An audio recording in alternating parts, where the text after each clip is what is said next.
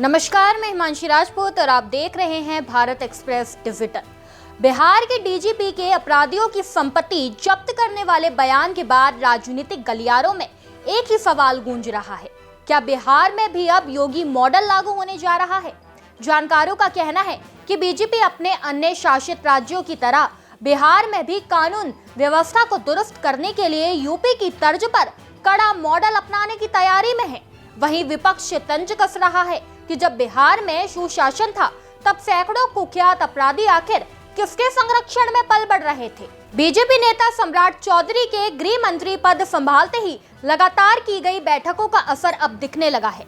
DGP ने साफ कहा है कि 400 कुख्यात अपराधियों की सूची कोर्ट भेजी जा चुकी है, जिनकी संपत्तियां जब्त करने की प्रक्रिया शुरू है। इसके अलावा 1208 और अपराधियों की सूची पाइपलाइन में है, जिन पर कानून का शिकंजा कसने वाला है। डीजीपी ने एंटी रोमियो स्क्वाड के गठन का भी ऐलान किया और क्या कहा, जरा सुनिए। नहीं होगा कि किस प्रकार से crime against women, organise crime, जो ऑर्गेनाइज क्रिमिनल्स हैं उनकी संपत्ति को कैसे जब्त किया जाए, इन सभी बिंदुओं पर विस्तार से चर्चा हुई है और उन सभी पर अमल किया जा रहा है। सर 400 लोगों का हिट लिस्ट बनाया गया है सर।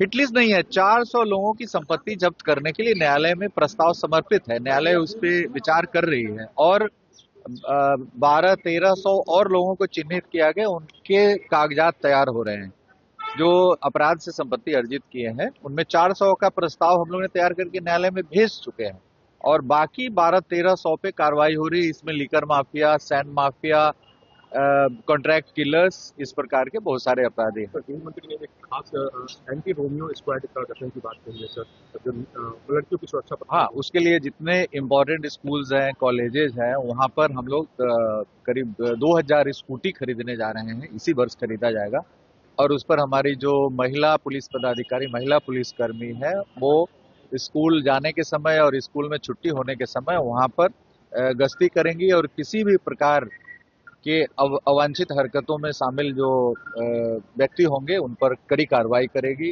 कानूनी कार्रवाई करेगी, निरोधात्मक कार्रवाई करेगी। Thank you sir. डीजीपी के बयान पर अब सियासत गर्म है। आरजेडी इसे सीधे सीधे नीतीश कुमार के फेल सुशासन से जोड़ रही है। आरजेडी का आरोप है कि नीतीश कुमार लगातार गृह मंत्री रहे, फिर भी इतने कुख्यात अपराधी बिहार में किसकी छत्र छाया में पनपते रहे।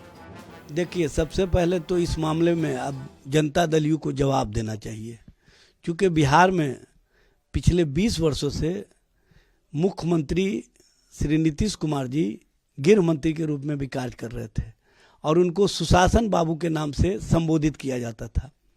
तो उनका सुशासन किस तरह का रहा कि भारतीय जनता पार्टी के गृह मंत्री बनते ही 400 जो वांटेड अपराधी हैं उनका लिस्टिंग हो गया। तो इसका मतलब है कि नीतीश जी के साख को भारतीय जनता पार्टी बट्टा लगाना चाहती है और उनके साख को राजनीतिक रूप से उस स्थिति में पहुंचा देना चाहती है कि नीतीश जी 20 वर्षों से गृह मंत्री थे लेकिन बिहार में अपराधियों पर कार्रवाई नहीं किए, जिसके कारण भारतीय जनता पार्टी के गृह मंत्री बनते ही उन पर कार्रवाई शुरू कर दिया गया। ये बड़ा मामला है, ये कोई बिहार की जनता का मामला नहीं है, ये कहीं ना कहीं उनके अंदर खाने का मामला है और उसको ये इस तरह से प्रस्तुतिकरण कर रहे हैं।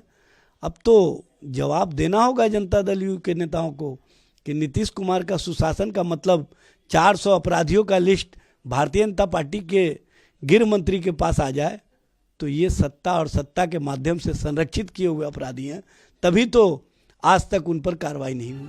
हालांकि जेडीयू ने आरजेडी के आरोपों को खारिज करते हुए कहा, लालू राबड़ी शासन पर सवालों का इतिहास रखने वाली पार्टी को नैतिकता का पाठ पढ़ाने का हक नहीं। अपराध और अपराधी के बारे में ज्यादा ज्ञान आरजेडी वालों के लोगों के पास होता है। सरकार कार्रवाई करने के लिए होता है और सरकार पिछले 20 वर्षों से अपराध और अपराधियों के खिलाफ क्रमशः कार्रवाई कर रही है। लगातार कार्रवाई करने के कारण वैसे अपराधी जो किन्हीं कारणों से बच जाया करते थे अब नहीं बच पाएंगे। सरकार पूरी मुस्तैदी के साथ काम कर रही है और वैसे सभी अपराधियों की सूची जारी कर दी गई है और सभी अपराधी सलाखों के पीछे होंगे। है कि जब से गृह मंत्री सम्राट चौधरी बने हैं तब से ये एक्टिविटी हो गई है, यानी नीतीश जी ढील दिए हुए थे। सुशासन का राज नीतीश बाबू के शासन को कहा जाता है। सुशासन बाबू की उपाधि आदरणीय नीतीश कुमार जी को है। कभी उनके माता पिता के राज में इस प्रकार की उपाधि मिला है? राष्ट्रीय जनता दल के लोगों को, नेताओं को इस पर उत्तर देना चाहिए। इसलिए ऐसे सवाल से उन लोगों को बचना चाहिए, मेरा सुझाव है। बिहार में जुबानी जंग अपनी जगह है, लेकिन जानकारों की नजर में बिहार में योगी मॉडल का परीक्षण शुरू हो चुका है। वरिष्ठ पत्रकार भोलानाथ का कहना है कि सम्राट चौधरी को गृह मंत्रालय देना इस बात का संकेत है कि बीजेपी बिहार में भी यूपी जैसा सख्त कानून व्यवस्था मॉडल लागू करने की दिशा में काम कर रही है। देखिए, इस सरकार के शपथ समारोह में जब ये बात खुद सामने आ गई कि गृह जो है वो भाजपा के कोटे में चला गया है और सम्राट चौधरी अभी गृह मंत्री हैं, तो तभी से ऐसी एक संभावना आ रही थी कि भाजपा शासित राज्यों, जिसमें कि उत्तर प्रदेश सबसे प्रमुख माना जाता है और बुलडोजर बाबा योगी, वहाँ के मुख्यमंत्री को बुलडोजर बाबा के रूप में भी जाना जाता है, योगी आदित्यनाथ को। फिर अगर आप देखें भाजपा शासित राज्य गुजरात और दूसरे राज्यों में भी इस तरह के, हरियाणा में गुड़गांव में इस तरह के काफ़ी बुलडोजर की कार्रवाई चल रही है। अवैध अतिक्रमण से लेकर के तमाम चीज़ें हटाए जा रहे हैं। तो ये जो यूपी पैटर्न जो शुरू हुआ योगी आदित्यनाथ के समय से, उनका मुख्यमंत्रित्व काल में, तो उस चीज़ को ये लग रहा था कि बिहार में देखिए एक मैसेज देना होता है अपराधियों को, तो सम्राट चौधरी ने वही मैसेज दिया था कि हम जो है बुलडोजर चलाएंगे, अपराधियों की संपत्ति जब्त करेंगे। उन्होंने 400 का लिस्ट दिया था कि 400 ऐसे अपराधियों को चिन्हित किया गया है, बड़े अपराधी हैं जिनकी की संपत्ति जब्त की जाएगी। अब जो है वो तमाम आंकड़े जो हैं जब पुलिस मुख्यालय ने खंगाला तो वो सूची बढ़ रही है और वो करीब 1100 से 1200 तक पर पहुंची है।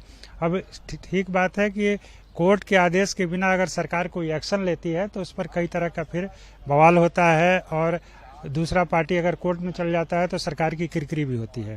तो ये एक वजह है कि ये लोग चाह रहे हैं कि जब तक कानूनी जो प्रक्रिया है उसको पूरा कर लिया जाए पहले और उसके बाद कार्रवाई शुरू की जाए। तो इसमें कोई शक नहीं है कि देखिए, जो गृह मंत्री जो है वो लंबे समय के बाद, अगर मुख्यमंत्री के रूप में नीतीश कुमार की ही बात करें तो 20 साल के बाद गृह मंत्री का जो मंत्री पद जो है वो भाजपा के खाते में गया है। तो सम्राट चौधरी एक अच्छे डायनामिक मंत्री हैं। अगर उन्होंने घोषणा किया है तो हम लोगों को अपेक्षा की जानी चाहिए कि बिहार में भी बुलडोजर का युग शुरू होगा और अवैध या फिर जो अपराधियों की संपत्ति है, जो अवैध रूप से कमाई हुई संपत्ति है, उस पर इस तरह का बुलडोजर एक्शन होगा और इससे जनता में एक मैसेज भी जाएगा। देखिए, सरकार हर जगह नहीं होती है लेकिन कि अपराधियों को अपराध रोक दे, लेकिन अपराधियों के खिलाफ अगर इस तरह का कोई एक्शन सरकार लेती है तो उसका एक बहुत दूर तक मैसेज आता है। अब देखिए, नीतीश जी का जो पहला कार्यकाल था उसी में जो अपराधियों को केवल जो है आर्म्स एक्ट में गिरफ्तार किया जाने लगा, उसका कितना बड़ा मैसेज गया कि कितने सारे अपराध रुक गए। तो अगर इस बार भी 2, 4, 10 भी सही, अगर अपराधियों की संपत्ति पर बुलडोजर चलता है या उनकी संपत्ति जब्त होती है तो लोगों में ही नहीं, अपराधियों में भी एक बड़ा मैसेज आता है कि भाई कुछ करेंगे तो फिर नप जाएंगे, संपत्ति वगैरह सब चली जाएगी। 400 अपराधियों की सूची कोर्ट में भेजे जाने के मुद्दे पर विपक्ष भले ही सत्ता पक्ष को घेर रही हो, लेकिन सत्ता पक्ष का सीधा संकेत है कि अपराध से कोई समझौता नहीं होगा।